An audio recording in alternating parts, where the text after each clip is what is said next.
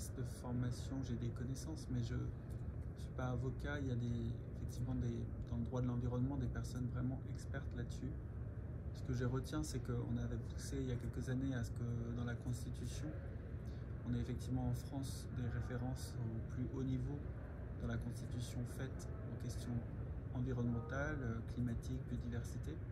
C'était un moyen pour nous, dans la mise en place de politiques publiques, de garantir pas une forme de priorité mais une forme de priorité laissée à la nature quand elle est parfois déstabilisée par la Constitution sur le droit d'entreprendre par exemple, ou vis-à-vis de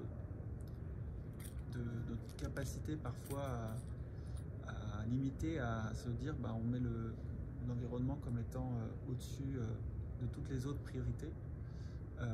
Et du coup, il y a eu des bouleversements politiques à ce moment-là, en 2018.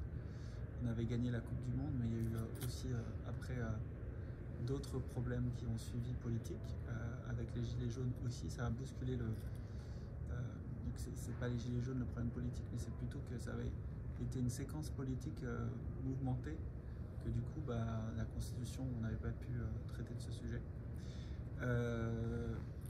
Et donc mon point, c'est de considérer qu'effectivement tout ce qui touche au légal, au juridique, c'est hyper important. On voit une judiciarisation se mettre en place dans plusieurs pays où le droit aide du coup à faire avancer la cause.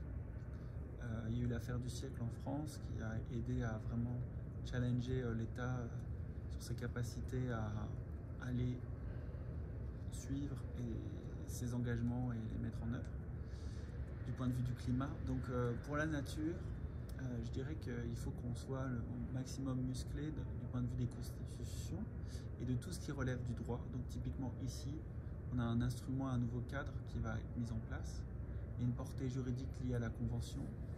Qu'est-ce qui peut être du coup conclu ici, qui nous aidera aussi à différents niveaux? Ce que la Commission européenne vient de mettre en place contre la déforestation a aussi une grande force par les contraintes et les incitations que ce texte va amener, pour s'assurer que les entreprises, à travers le devoir de vigilance et les garanties à apporter que les produits qu'ils mettent sur le marché ne soient pas liés à la dégradation ou destruction de forêt, ça aussi c'est une avancée du point de vue du droit.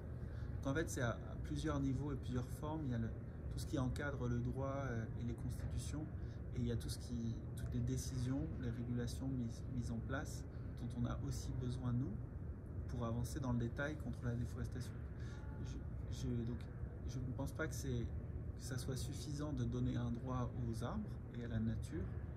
Je pense qu'il faut orchestrer du point de vue du droit toutes les obligations, les incitations dont on a besoin pour protéger le vivant. Voilà. Donc c'est bien dans les constitutions d'avoir cette reconnaissance de la nature. Certains pays ont même, on appelait ça Pachamama, la terre-mère nourricière. Il y a cette relation très importante qui est reconnue dans le droit.